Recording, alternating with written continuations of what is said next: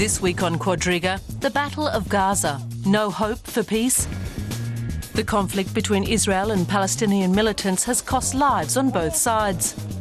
The Israeli military has targeted dozens of sites across Gaza, while Hamas radicals have fired many rockets into Israel.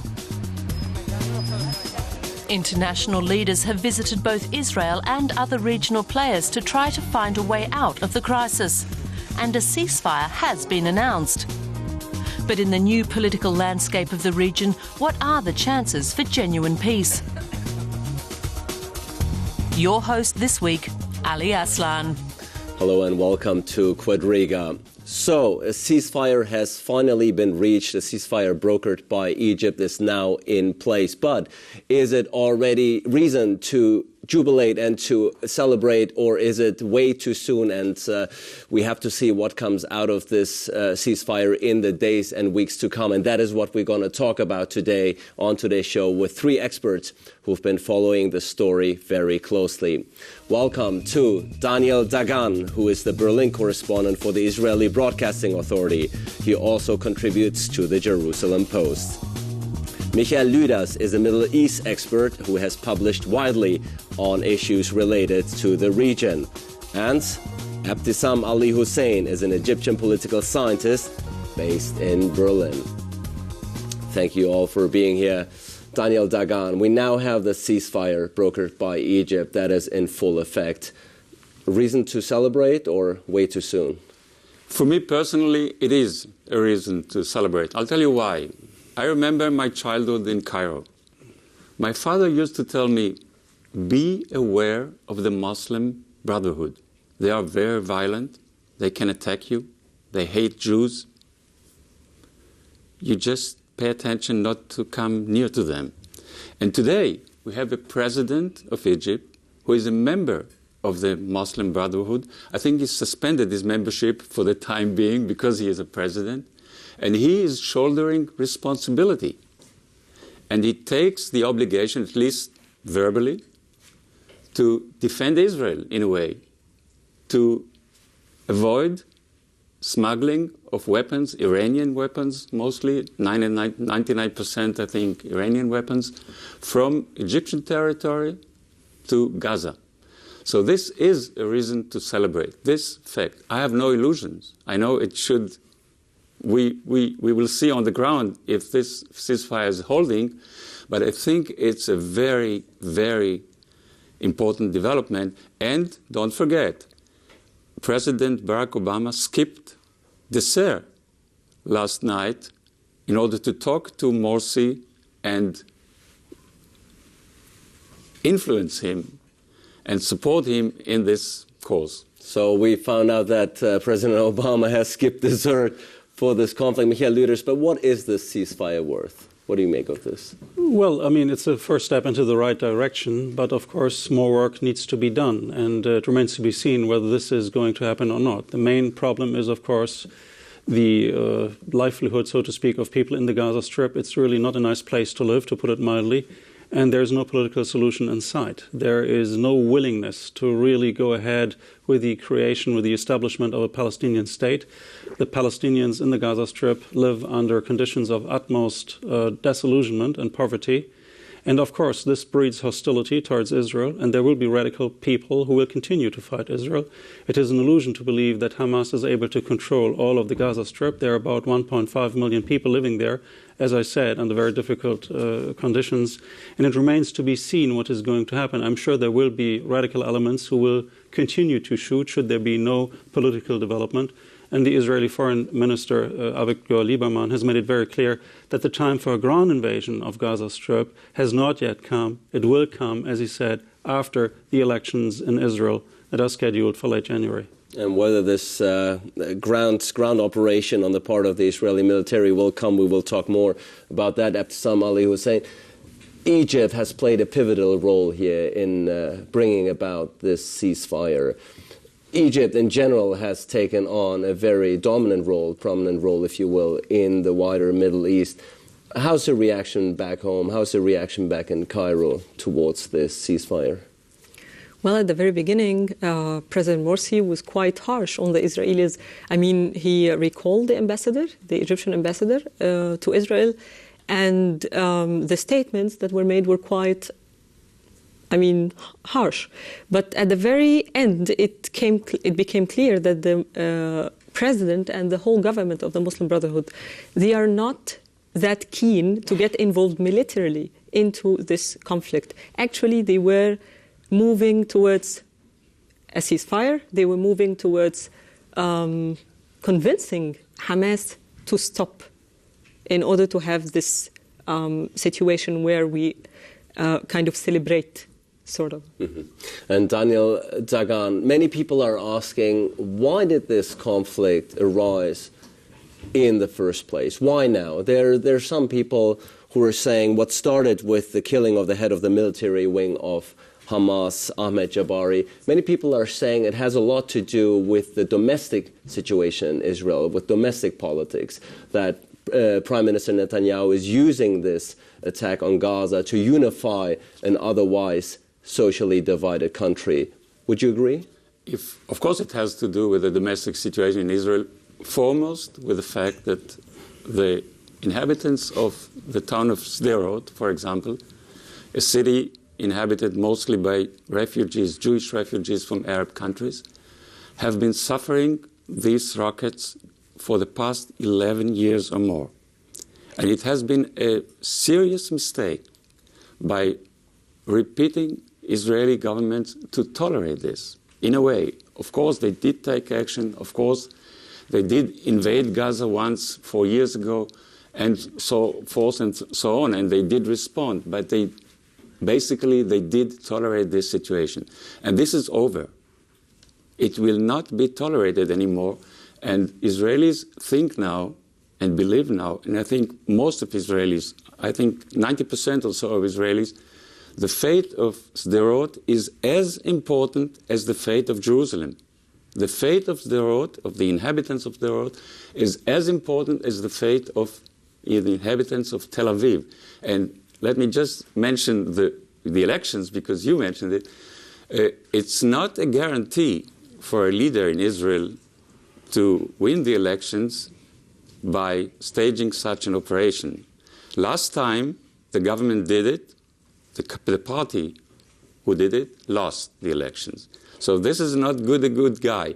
Let me add this, that in the past few weeks, we have seen very much more rockets in Israel. Why? I think this was an Iranian deliberate step to divert attention from the situation in Syria, and they did succeed in doing this. And this called for Israeli response. Michael Lüders, the blame game on both sides is in full motion. Even in the social networks, you can see both sides are attacking each other hard on the internet. Everybody's pointing the finger towards the other side, saying you started this. Why did this start? Well, it's very difficult to answer this question because it very much depends on your perspective. We have just heard the Israeli perspective, but there's also another angle to it, which is also interesting. The Israeli newspaper Haaretz mentioned that Ahmed Jabari, not only this one newspaper, Ahmed Jabari, the head of the military wing of Hamas, was in fact negotiating a peace agreement, brokering a peace agreement between Egypt, Hamas, and the Israeli government. And when he was killed, the very day Israeli rockets assassinated him, he had the contract with him to be signed, this peace agreement, because during this year there had been a steady increase of rocket attacks against Israel, and there were negotiations going on in the past. And he was the man who was brokering this peace agreement. And the very day that this agreement was about to be signed, he was assassinated. And of course, many people ask, what's the Israeli logic behind this? If you say you want to protect the citizens of Sderot, of southern Israeli towns, you would assume that you support such a guy and not assassinate him. This has, of course, a long tradition in Israeli policymaking. The founder of Hamas, Ahmed Yassin, had also been killed in 2004, right before he was willing to sign a similar deal with the Israelis. So there's plenty of room for speculation what exactly the Israeli government wants to achieve. Does it want really a peaceful solution with the Palestinians, or does it want to drag on the conflict with the Israelis? I find it interesting that Well, from an Israeli perspective, of course, Hamas is not an organization that, people want to esteem. There's no reason to do that. Hamas is a radical organization that has used in the past and has continued to use terrorist means. On the other hand, we have the Israelis who are targeting and assassinating many Palestinians. We don't call this terror, but from a Palestinian point of view, when you live in the Gaza Strip and you experience these deadly assaults, and there's no room you can flee to in the Gaza Strip, you are simply, you have to wait that the bomb does not hit you. Of course, this creates aggression. And there's one aspect I do not really understand when I look at Israeli policymaking. There is an alternative to Hamas, which is the Palestinian Authority based in Ramallah, in the West Bank. However, the Israelis do not do anything to give something to Mr. Abbas that he can sell to his own people as a success. On 29th of November, the Palestinians, Abbas that is, will try to become a higher status in the United Nations, observer status. Now, presently, the Israelis and the Germans in particular are very much working on European government that European states will abstain in this vote at the United Nations on November 29th. So the question, in my view, is quite obvious. If the Israeli government dislikes Hamas, why does it not support the other movement, the secular wing? The answer, in my view, is very clear. We have an ultranationalist government in Israel that is not even thinking about giving 1 inch of territory to the Palestinians for them to found their own state. But, Ms. Hussein, both sides, both the Palestinian side here, in this case Hamas, as well as Israel, they want to save face, of course, at this point. Both sides need to have something to show for after the ceasefire. What do you think that is? For Hamas, for instance, what has Hamas gained out of this? Hamas had already declared that it's a day of victory. Like they are celebrating, and there is this wide belief inside Palestine, within Hamas, that it's because of the ability of Hamas to deter the Israelis that now they reach the ceasefire. So, away from the numbers of the victims. Of course, if you calculate, then you will reach the conclusion that the Israelis kind of won. But at the very end, it doesn't count how many people died. It counts how the partners and the parties look at each other. So the Palestinians, they think, we achieved something. We reached this ceasefire because they knew we could still penetrate and bomb. And do you think it looked rather unlikely for a ceasefire, didn't it? After yesterday's bomb attack on a bus in Tel Aviv, it looked rather unlikely that the ceasefire was going to take place. But apparently the ceasefire brokered by Egypt then in the background somehow was palpable enough. Exactly, and it might also have to do something with this bombing itself. That the Israelis came to know that, we can target top leaders in Hamas, we can kill so many people inside Gaza, but at the very same time we cannot protect ourselves against these suicide bombings. So we have to stop at one point. And Daniel Dagan, many in Israel also in the past have been talking about eliminating Hamas. But the fact, of course, is, and both, of course, the US as well as the European Union are regarding Hamas still as a terrorist organization. But the fact of the matter, isn't it true that Hamas is here to stay, not only because they won the election and they control Gaza since 2007. But Hamas, is it not a matter of fact of reality that the Israeli government, whichever one is in place, needs to deal with as a reality? So let's not confuse rumors and lies and speculations with facts, as Lüders did. There are no negotiations between Israel and Hamas. There's no peace deal. No peace deal was near anywhere. We have a policy of Hamas, we have declarations of Hamas, we have writings of Hamas saying that Israel must cease to exist. They try to do it in all the means they have at their disposal. They get help from Iran. Weapons are smuggled via Egypt, and so on and so forth. I don't want now to cite all what they write about Jews in the world. Jews were responsible for the First World War, for the Second World War, for all the terrible things that happened in the world. They are also very anti-Jewish. And this is precisely why I stressed how happy I am that the Muslim Brotherhood is now practically taking an obligation in a way to defend Israel by saying that they will prevent smuggling of weapons to Hamas. And let us not forget, we must not forget, Hamas is a part of the Muslim Brotherhood. So we may see a change emerging here, which is so important for the whole region. Now, what happened today is this. Morsi, the president of Egypt, emerged as a very important regional leader who can now work with the West, hopefully successfully with the West, and with Israel, indirectly, but down the road he will work also directly with Israel to develop the region. Let us not forget what is not being said on many media outlets, that Egypt has a border, a long border, more than 10 kilometers with Gaza. Israel cannot impose a 100% blockade on Gaza. This is not true. It's simply not true. It can't be. It can't happen. Turkey has been marginalized in this all negotiations, and Obama, the President of the United States, is dealing directly with the Muslim Brotherhood. This is a very new element. I don't think anyone in Israel, and it was not stated by anyone in the government and elsewhere, is trying or is hoping to eliminate Hamas. I think Hamas is now emerging as a very important force also in the West Bank.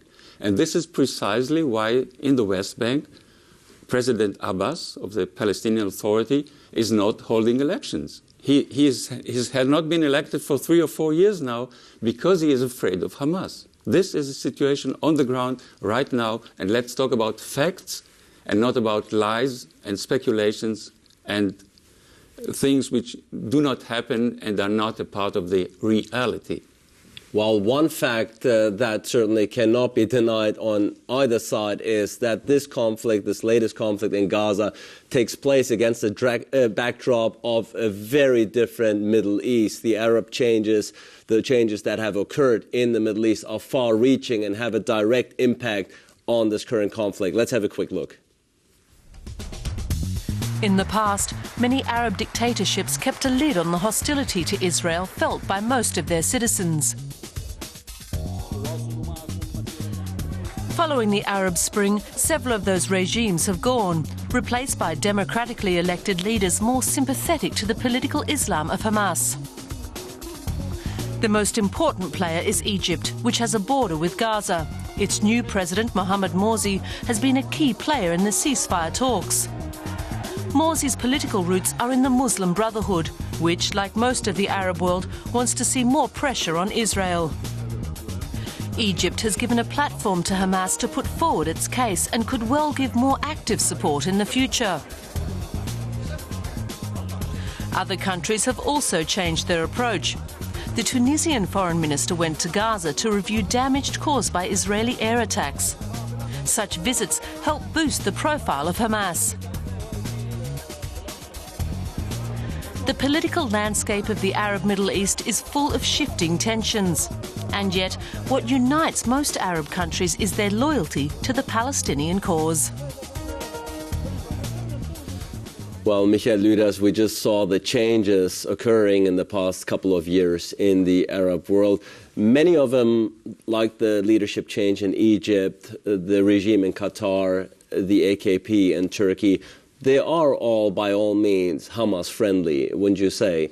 Are these changes in favor of Hamas? Absolutely. Hamas is really the big winner of this confrontation, as is the Egyptian government. Let us not forget, 2 months ago, when the assassinations happened at the American consulate in Benghazi, Libya, the American president said, Egypt is neither our foe nor our friend.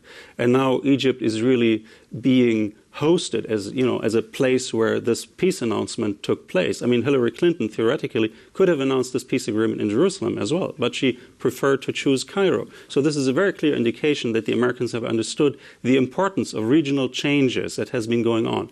It is interesting to know that Hamas is really now going through a phase of transformation. In the past, Hamas has been very much leaning towards Syria and Iran. Now we see a shift. Hamas is being supported less and less by Iran.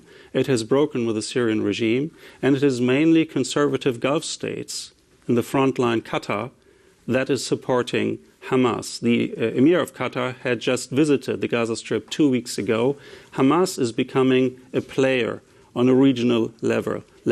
And it will be very difficult for the Israelis to ignore these developments, because the Israeli strategy towards Hamas and the Gaza Strip is different than one might expect when you want peace. You just mentioned we should talk about facts. Let's talk about the facts as they were published by WikiLeaks in 2008. They published documents by the Israeli governments that were being sent to the United States, and the Israeli government made it very clear, we do not want a solution for the Gaza Strip issue. We want the impoverishment to continue. We want the Gaza Strip to hang right on the abyss, so to speak. It should not go over the cliff, so to speak, but people should live in misery, so they suffer, and they will not dare to challenge us in Israel. So, this being the case and the regional landscape changing, it will be very difficult for this approach to continue, because the moderate Arab states, Qatar is a close friend of the West, a close friend of the United States. The United States has placed more than 100,000 troops in Qatar.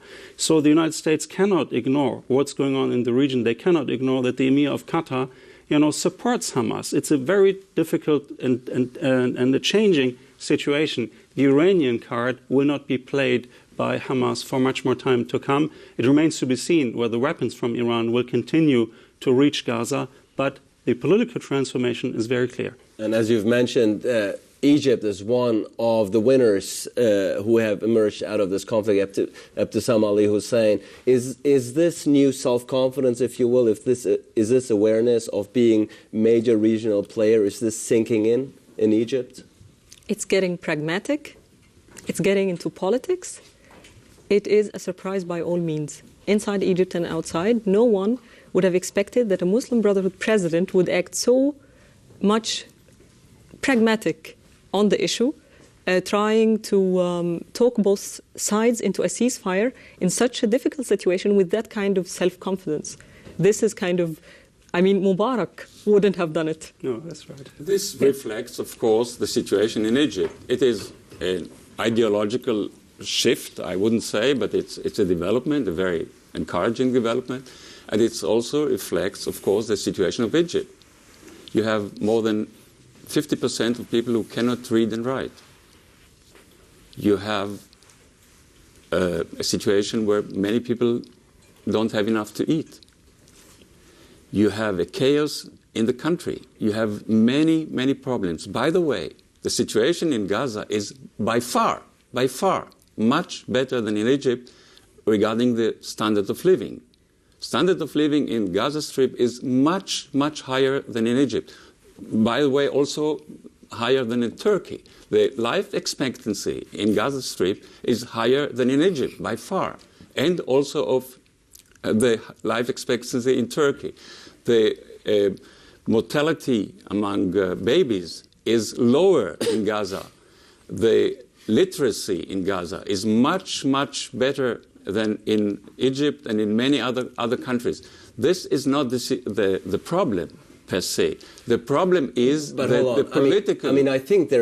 I think there's no denying that there's hardship in Gaza. Of course, there are hardships in Gaza, and the situation is far from being good. There are hardships also in Germany and in Israel and in Pakistan and all over the world. But if you compare the facts, I repeat, the facts, we live in a difficult neighborhood. We have to pay attention to the facts and not to speculations and not to lies. The facts are that the standard of living in Gaza is by far higher than in Egypt. And the people get more supplies than in Egypt in villages along the Nile. This is a fact. And Egypt can gain a lot by working with Gaza together. It has a border with Gaza. It can gain a lot from developing together the Sinai. It can gain a lot from working together with Israel. The West would support such a cooperation and develop Gaza and develop the economy in Gaza and end this status of refugees, which is the source of the problem and which is unfortunately encouraged by the international community. This is the main problem. Ms. Hussein, Daniel Dagan says the living conditions in Cairo are far worse than those in Gaza. What do you make of this? I would ask him about the security situation. I mean, someone walking in the street in Egypt wouldn't be worried about a sudden bombing or a rocketing of his street or his house, or not even seeing his family once again because there is some attack. I mean, this counts if someone has the security and the safety to wake up in the morning, go to work, and come back. But they can change the situation simply by not firing rockets on Israel. This is what has been achieved. Hopefully, we don't know whether the ceasefire will hold, but if it does, this will be achieved. So, Michael Lüders. Well, it seems to be that the Israeli occupation of the Palestinian territories comes close to a paradise when you compare it to the situation in Egypt. The basic issue really is that we have two people here. There's no occupation in Gaza. There is, legally speaking, it is still an occupation because Israel controls all border crossings. Not the all border crossings. There is Egyptian. Okay. So Egypt has a border with Gaza. You are trying to divert attention from the facts. Egypt has a border with Gaza, 12 kilometers. I know that many viewers don't know this fact, but this is a fact. It's a fact. Just look up the map. Egypt has a border with Gaza. And, talking about facts, it seems that they can be interpreted in very different ways. Egypt has a treaty with Israel, and all border crossings, legal border crossings that go from the Gaza Strip into Egypt need to be reported to the Israelis. And if the Israelis don't want a person, and if the Israelis especially do not want goods to enter Gaza, the Egyptians cannot do it unless they want to breach the treaty they have with Israel. So Israel, from a legal point of view, is still the occupying force in the Gaza Strip. We remember that some years ago we saw a flotilla of ships trying to enter the Gaza Strip to deliver goods. The Israelis made it impossible and attacked these ships. The basic problem is that we have two people here, two peoples, the Palestinians and the Israelis. The Israeli by now control more than 85% of the Palestinian territory, and yet there is no sign of a willingness to allow for the establishment of a Palestinian state. 60% of the West Bank are under control of Israeli settlers, and we have a government in Israel that is made up of ultra-nationalists and ultra-Orthodox people who say that this West Bank is part of biblical Eretz Israel. It's part of our country. It belongs to Israel as Bavaria belongs to Germany. And of course, this view is not being shared by the international community, but due to the very close relations between Israel and the United States, the Israeli point of view whereby it's only the Palestinians who are causing problems because they use violent means. This view is accepted in the West, also in Germany, so things are not moving. The peace process is shattered, it is an illusion, and it seems that on both sides, violent forces are gaining control. I mean, among the Muslim Brotherhood, among radical Islamists, there are people who want to attack Israel. No doubt about that. There are people who hate Israel. And there are many people in Israel who hate Arabs and Palestinians. 2 days ago, the Minister of the Interior in Israel said the only way to deal with the uprising in the Gaza Strip, to deal with the trouble in the Gaza Strip, is to bomb the Strip back into the Middle Ages. So this is not exactly a philosophy that you have when you want to live in peace with your neighbors. And I think the path to peace is still a very long one, and I think we should support those in Israel who are moderate forces and who try to find a solution together with Mahmoud Abbas of the Palestinian Authority, with the Egyptian government, or with others. Mr. Lüders is still saying things which are not which do not correspond to the facts. The fact is, and I repeat, and I have to repeat it, Egypt is a big Arab country, the biggest, and it has a border with Gaza, and it controls the border with Gaza, and his attempt to blame the Israelis for the fact that Egypt is not sending goods to Gaza is ridiculous. Egypt is a strong Arab country with a stronger Arab military, with a stronger military in the region, by the way, and it can, of course, have commercial ties with Gaza if it wants. It can do anything it wants with Gaza because it has the border. This is a geographical fact. He can't change this by lies and by diverting attention from the facts. This is a geographical fact. Well, now, clearly we have a difference of opinions here. Well, it's not opinion, it's facts. We have facts here. Now, let me say about the peace process. I think, yes, just a moment. I think that now that Morsi emerged as a very important regional leader, he can deal with Hamas, which is, by the way, controlling not only Gaza, but also probably has a lot of support in the West Bank. And he can influence them, and he can bring them to acknowledge that there's no way out. They have to deal with Israel in a different manner. They have to seek accommodation with Israel, and the only way to seek accommodation with Israel is to stop sending rockets to Israeli towns and villages. And this will open a new perspective. This will begin a cooperation between Gaza and Israel and the West Bank and Egypt and the whole different regional picture. This is what we need now. I just suggest for the remainder of this conversation to uphold some sort of civility. We shouldn't call each other liars on the show. I think that's we have a difference of opinions here. I didn't call anyone liar, but there are lies which are being disseminated, unfortunately. Ebtisam Ali Hussein, how to get out of this mess now? I mean, we've been in this for quite some time, many decades now. Is there a strategy which you as a political scientist also would pursue, where you would say that is an angle which ought to be pursued in order to look to a brighter future? I think the Muslim Brotherhood in Egypt has to capitalize on its new role now.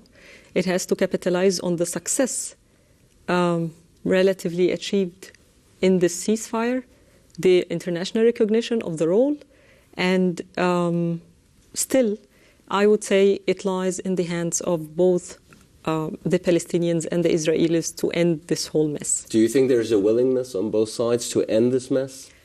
The ceasefire reflects on something, but I wouldn't say a complete peace and comprehensive. It's an old new story. I mean, the whole thing with the Gaza Strip. Michael Lüders, there are some people who are saying it's not even Hamas that's the problem, that there are far more radical fractions within the Palestinian community compared to Hamas who are pushing for a conflict with Israel, and that Hamas perhaps cannot or does not want to, if you will, control these more radical fractions. What do you make of this? Yeah, that's true. There are more radical fractions than Hamas in the Gaza Strip, mainly Islamic Jihad, and it's very difficult to control them.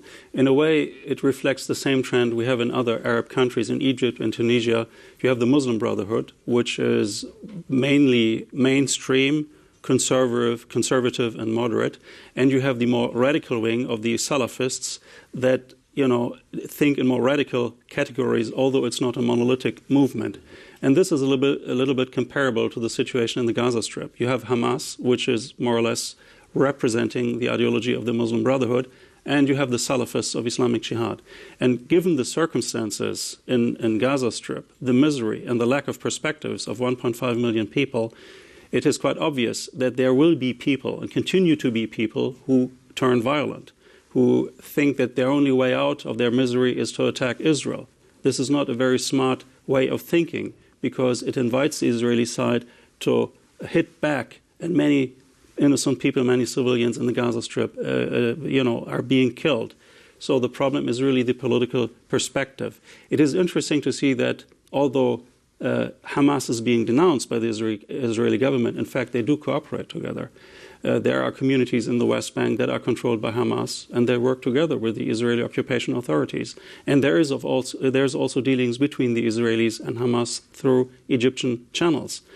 And of course, the Israelis expect Hamas to call the radical Islamists to order. So it doesn't make sense, if I want you to do my job, that I do not talk to you. In the end, the Israeli position will change unless there will be a larger conflict in the region, be it with Hamas, be it with Hezbollah in Lebanon, or be it with Iran. Is Fatah still a factor here? Is Mahmoud Abbas still a factor? Fatah is the big loser of this confrontation, as is Israel, by the way, because they have not achieved anything. It's the strongest military power in the region, but they didn't dare to invade the Gaza Strip. They could have done so easily from a military point of view, but politically they would have lost very much, even support within the United States and Germany.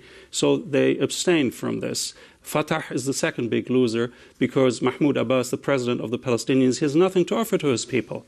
I mean, he has been dealing with the Israelis for years. The Israelis don't give him anything. So in the end, it's really Hamas that is getting stronger and stronger as a result of Israeli policymaking. And Daniel Dagan, the Israeli ground offensive, as Michael Lüders said, has not taken place.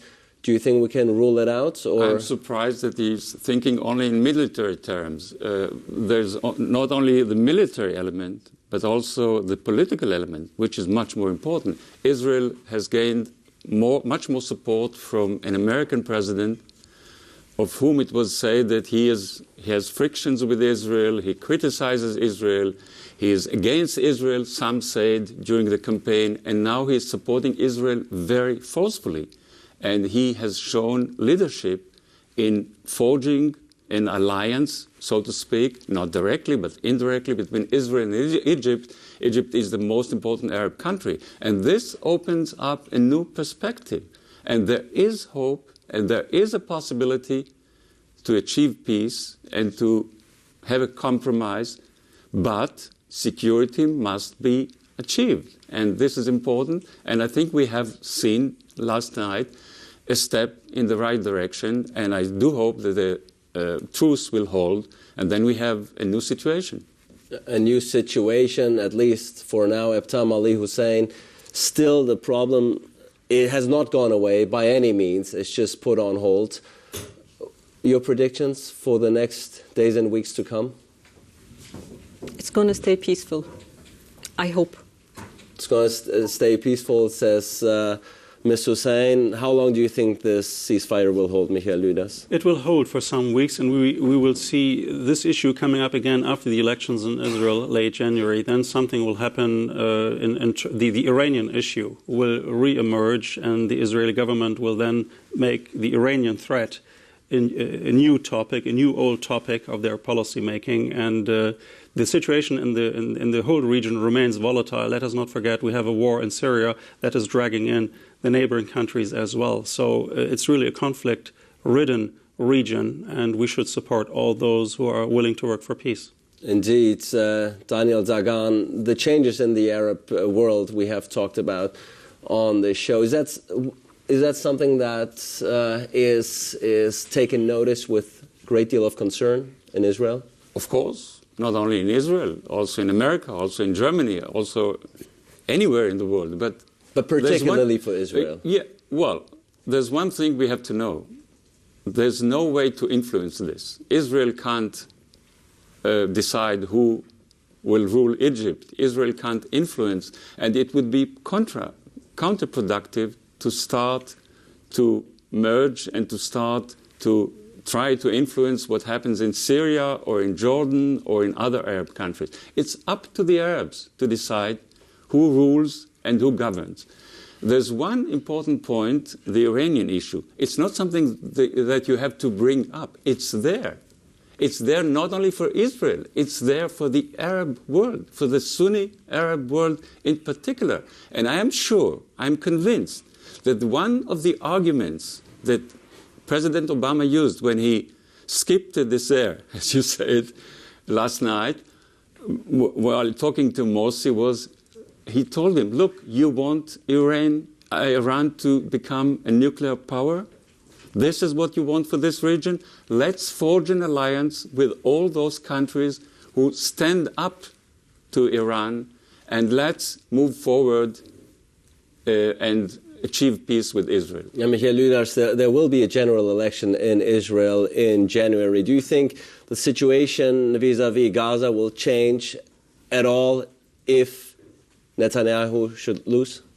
Well, Netanyahu will not lose. He will be re-elected by a wide margin. This is the reason why he wants the elections now in January, and theoretically he would have been able to continue to rule until November next year, but he wanted the elections earlier, so he has really a free hand, so to speak, to deal with the issues that are important to him, which is Iran, which is Hamas, which is Hezbollah, and he seems to be believing that a military option is still on the table. It's very interesting to note, by the way, that in November a conference was supposed to take place in Helsinki, Finland, in order to make the region of the Middle East a non-proliferation area for nuclear arms. Of course, the Americans, it was originally the Americans who invited for this conference, and the Finnish were very active in this process. This conference has been postponed because the Israeli government did not like the idea to discuss its own nuclear program in public. So we do not have any discussion about the nuclear bombs of Israel. And I think in the long run, this will not be acceptable for the region that only one country possesses them. Either the whole region is nuclear free or other countries will follow suit. So in other words, we still have a very volatile situation in Gaza and elsewhere. And I think the heat will be on again next year. The Middle East will continue to be our political focus because it's such a volatile situation and it might explode at any time. The political situation in the Middle East, in Gaza in particular, will continue to be the focus for the next days, weeks, and perhaps even months to come. I want to thank my guests for a very spirited and controversial discussion, of course, with a heated and passionate and emotional subject matter such as the one we took upon today. Difference of opinions are inevitable. It's just the matter how we carry them out in the future. I want to thank my guests out there for tuning in and look forward to seeing you again next week for a new edition of Quadriga.